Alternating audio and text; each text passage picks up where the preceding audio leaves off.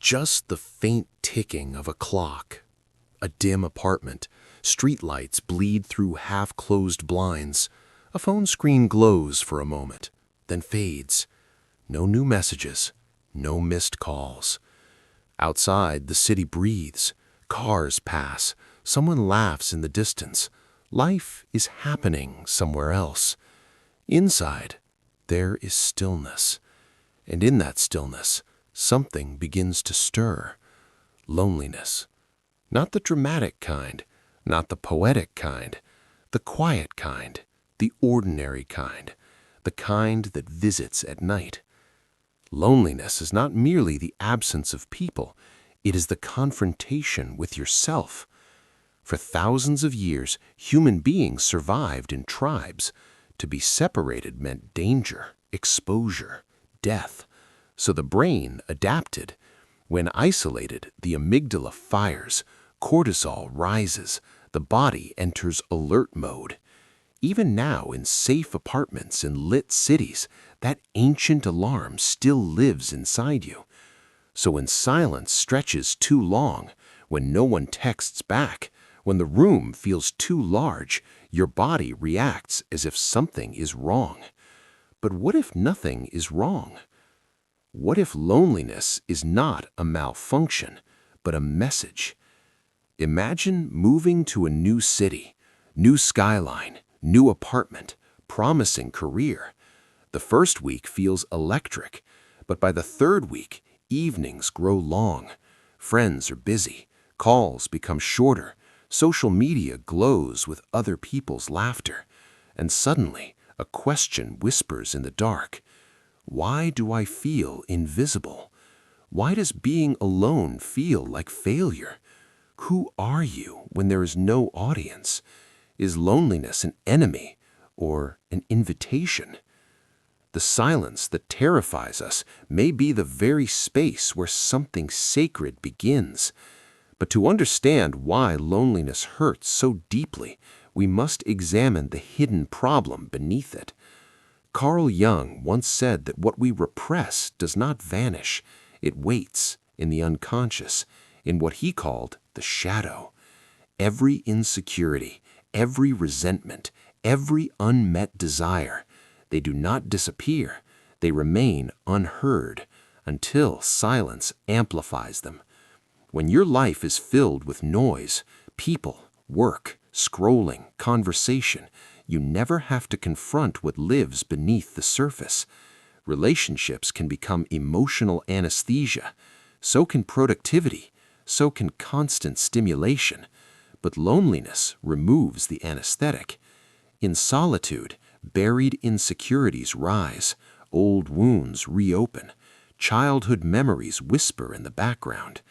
You begin to realize how much of your identity was built around being needed, admired, validated. And without those mirrors reflecting you back, you feel undefined. Imagine a 5-year relationship ending overnight. Shared routines vanish. Inside jokes disappear. The familiar voice is gone.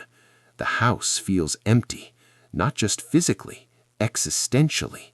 And you begin to see something uncomfortable.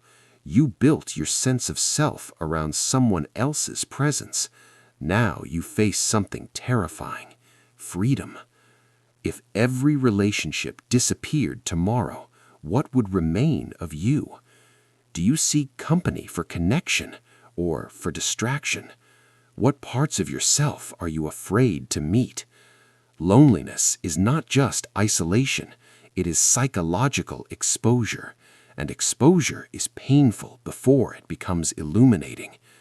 This pain precedes awareness. Awareness precedes growth. Neuroscientists have discovered that social rejection activates the same neural pathways as physical pain. Your brain does not clearly distinguish between a broken bone and a broken bond. Rejection hurts because once it meant death. When you feel isolated, your brain becomes hypervigilant. A delayed reply feels like abandonment. A quiet room feels like exclusion. The mind begins searching desperately for repair. This is ancient survival instinct. But when loneliness persists, something shifts.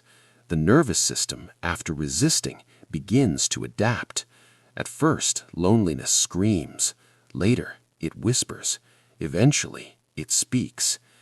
Imagine a university student alone in their dorm. They try parties, clubs, constant activity, but nights remain unbearable. So they binge shows, scroll endlessly, avoid silence, until exhaustion arrives. And one evening, instead of escaping the discomfort, they sit with it. They open a journal, and for the first time they ask, "Why do I need constant noise? Why does silence scare me?" And slowly, chaos turns into curiosity. What if discomfort is the doorway to self-knowledge? What happens if you stop running from silence? Can pain be a compass instead of a curse? Psychology explains the mechanisms, but philosophy gives meaning. And to see loneliness as a teacher, we must step into the minds of those who chose it. The great thinkers did not escape solitude, they entered it. Friedrich Nietzsche once wrote, "The greatest events are not our loudest, but our stillest hours." For him, solitude was transformation. It was where one confronts the abyss and either collapses or evolves. The Stoics, like Marcus Aurelius, spoke of retreating into the inner citadel, a mental fortress untouched by chaos.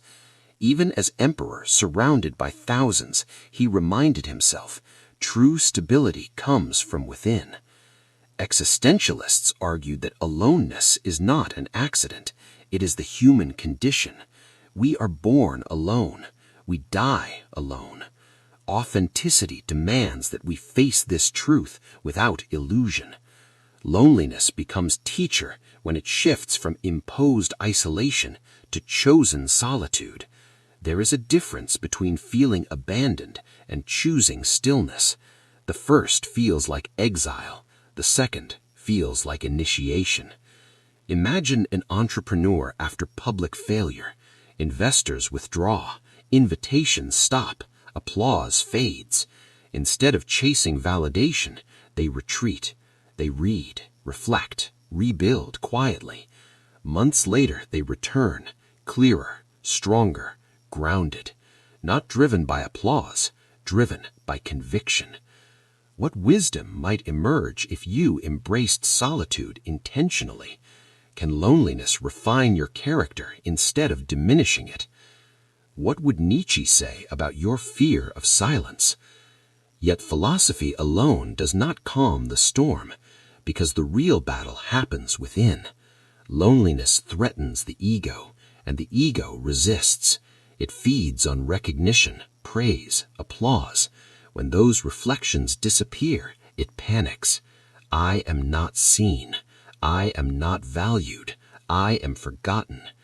But beneath the ego lies something deeper, the self, the part of you that exists without applause. Loneliness forces confrontation between these two forces. A content creator watches their engagement decline, numbers drop, anxiety rises. The ego whispers, "You are nothing without attention." Burnout forces silence, and in that silence, something cracks. The persona dissolves. A quieter identity emerges. Who are you without approval? Are you seeking connection or validation? What version of you survives silence? Loneliness dismantles false identities, and in their place, it builds self-trust. You begin making decisions based on values, not applause. You stop chasing noise. You choose connection, but you do not depend on it. The person who once feared weekends alone now builds something meaningful in that space. Loneliness taught patience, resilience, depth. One day, you notice the room is quiet, and you are calm. The illusion breaks. You were never truly abandoned. You were becoming.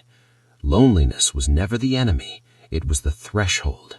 It stripped illusions, revealed shadows, dismantled ego, and in the quiet aftermath, it introduced you to yourself. We fear silence because it echoes truth. We fear being alone because we have not yet befriended the one who remains. But once you do, you stop begging the world to fill you. You stop fearing empty rooms. You realize solitude is not isolation. It is integration. The silence remains.